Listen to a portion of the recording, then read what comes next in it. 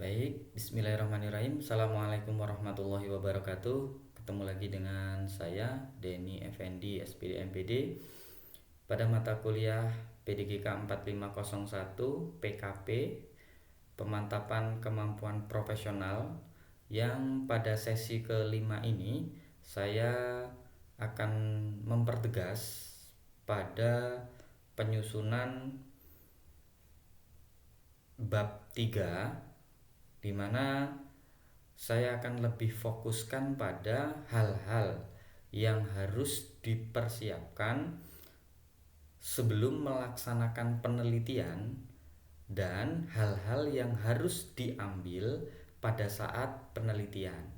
Karena tidak sedikit mahasiswa yang banyak mengalami kesulitan pada saat mempersiapkan berkas-berkas atau lampiran-lampiran yang harus dipersiapkan sebelum penelitian, dan juga data-data yang harus diambil pada saat penelitian. Sehingga kalau ini terjadi akan sangat menghambat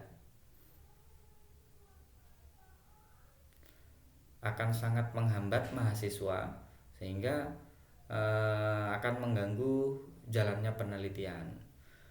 Nah, di sini hal-hal yang harus dipersiapkan mahasiswa sebelum dan pada saat penelitian diantaranya, yang pertama ada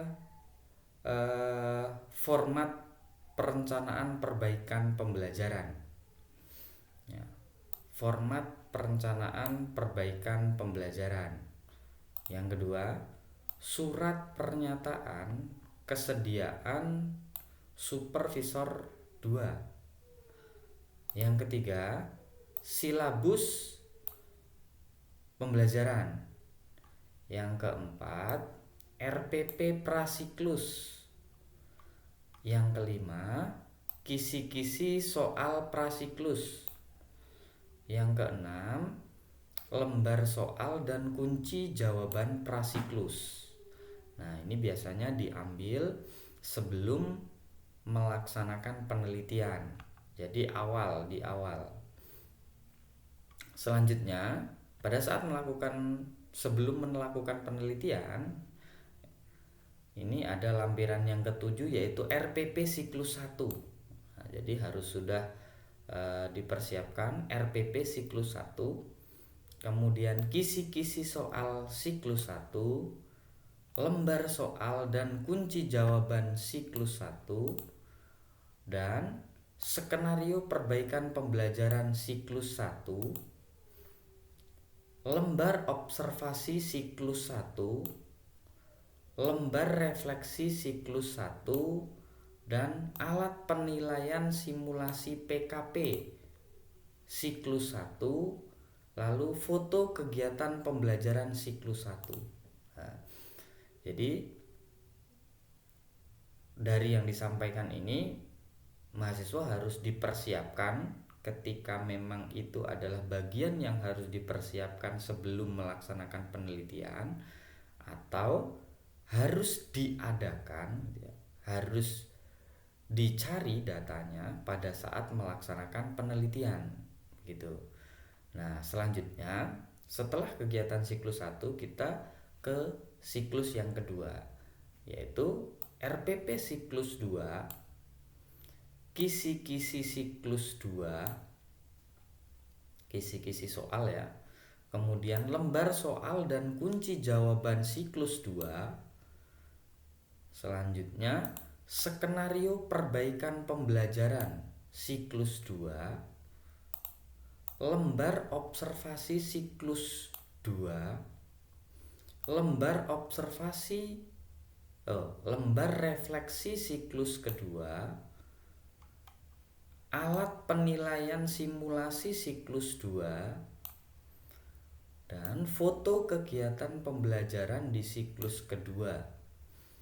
Nah, jadi apabila dari yang sudah disampaikan ini tadi ada yang belum dipahami, baik format ataupun bentuk lampirannya nanti bisa langsung dikomunikasikan dengan tutor pada saat pertemuan tatap muka di perkuliahan PKP. Nah, saya akan lanjutkan untuk yang selanjutnya adalah jurnal bimbingan supervisor 1.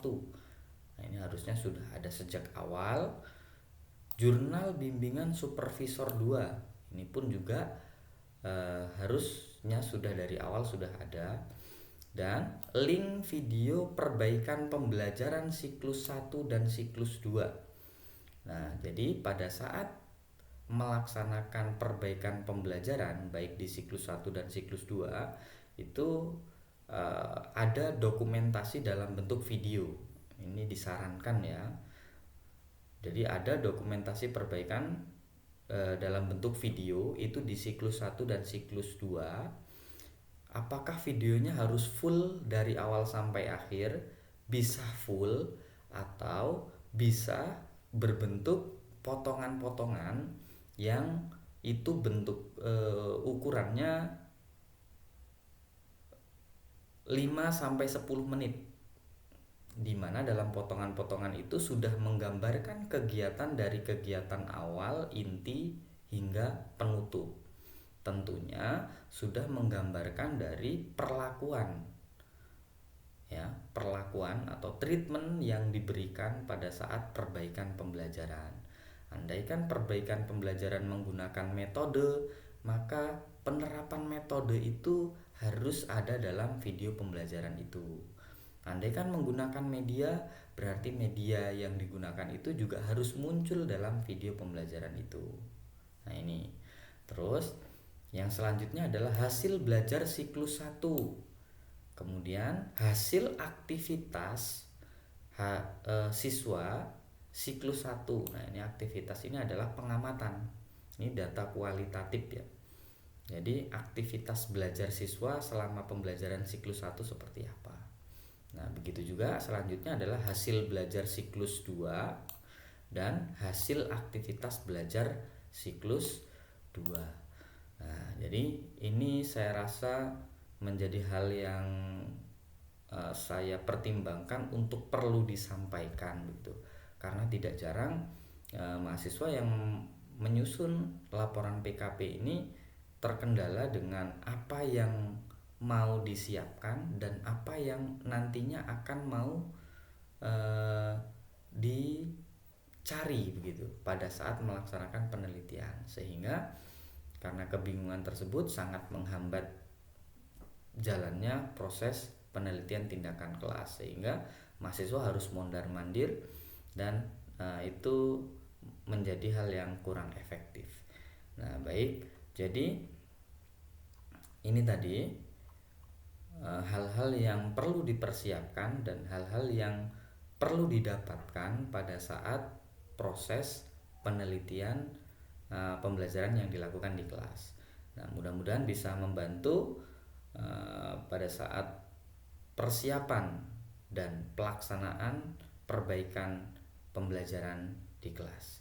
Saya cukupkan, saya akhiri. Wabillahi taufiq wal hidayah. Wassalamualaikum warahmatullahi wabarakatuh.